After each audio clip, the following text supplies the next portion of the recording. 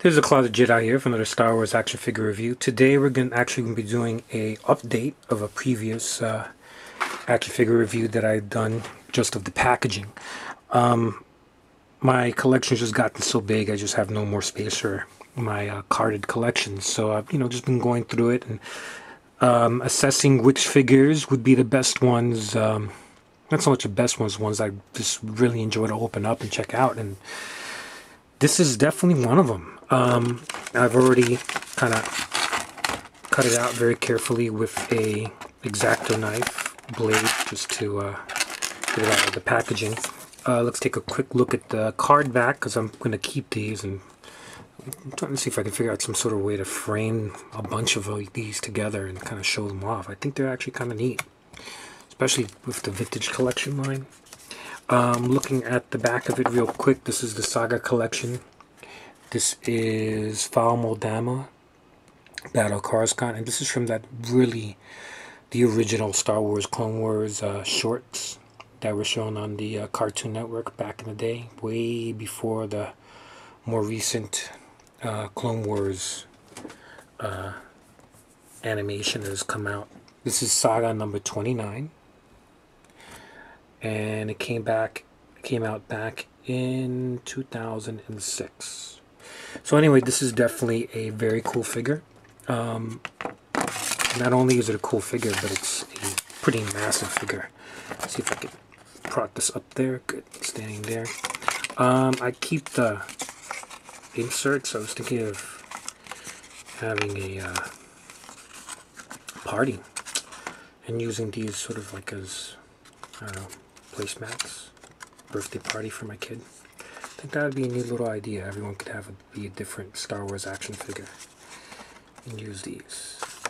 Anyway, an idea. If you use my idea, do me a favor, credit me, because I think it's a great idea to use these as birthday table sort of setting things, whatever they're called. Anyway, back to the review of this guy. I'm going to take him out of his plastic real quick.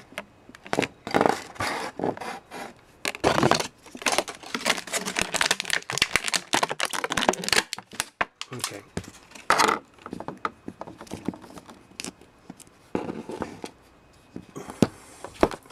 So here's Fal Moldama, and this is a pretty big figure. It really is. Okay. I think the only previous alien that I remember seeing of this, I don't own it, but it's probably that Mailway exclusive that came out for the Power of the Force line with Cabe, if that's his name.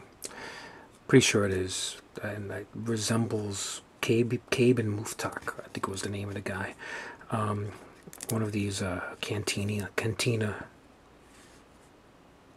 patrons from Star Wars Episode 4. But anyway, I don't own that one.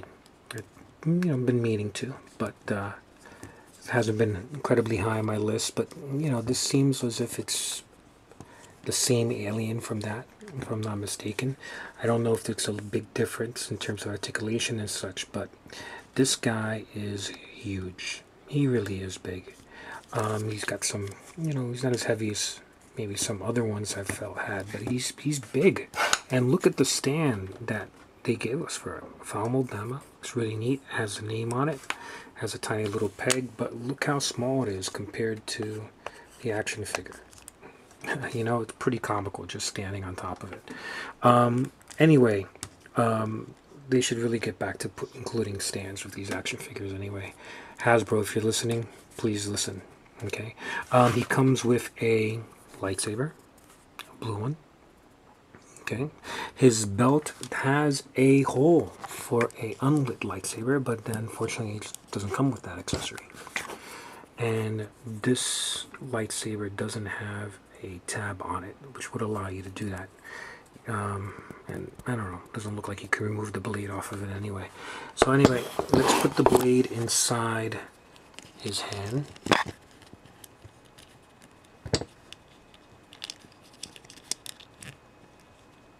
Okay, and let me shine the light on this. The light, but the video on this. You can put it on his hand, but doesn't really sit very well. His hands are very wide open. There's really not much of a way to have him grip it. I'm definitely going to have to use one of those rubber bands that a lot of these action figures come with to try to make sure it doesn't slide off. That's the right hand. Let's see how it is with the left. Well, as you can see, no point in there. So the blade doesn't really slide or fit very well in his hand. I don't see any other way to do it. Let's take a look at his articulation. Okay, his head, I guess, turns somewhat, not much. His arms, both his arms go up and down. Okay, there's a little bit more articulation in his right arm at the elbow, which I guess if you're going to pose him using the lightsaber, that might come in handy. Okay, if the lightsaber would even fit in there. Let's take a look at the legs. Yeah, the legs do move backwards and forwards somewhat. He has these belt buckles, which look like they actually do come off the shoe. I wonder if you could take the shoe off. That would be neat. I doubt it, but you know what? It doesn't hurt to try. Do the shoes come off? Oh my God, I think they do. Let's see. Yep, they do come off, and you can see. Wow, this guy needs a pedicure, huh? Anyway, that's a nice touch. So the boots really do come off, which is nice. Let's put his shoes back on.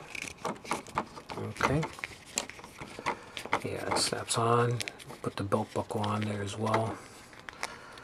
Okay, I was not really expecting that option, but that is cool. So I guess it would be possible if you don't have the Cade Muftak version. You could probably use this one. His tunic, does it come off? I'm not gonna really give it a try. I guess if you really wanted to, you could probably take it off, but I'm not gonna go about the trouble of doing that. I think it's just cool that the shoes come off. He does have some detail here. Let's see. Other than that, his fur has got some nice detailing. He's got a pouch back here. And he's cool. The Saga collection came with these kind of holograms. This kind of looks like Luke Skywalker. At least that's my impression of who it could be. Looks like Luke Skywalker to me. Anyways, that's my updated review of Star Wars Fall Moldama from the Saga collection. And he's cool. Be nice if he held his lightsaber, but he is cool. Anyways, thank you for watching, and hope you enjoyed this review.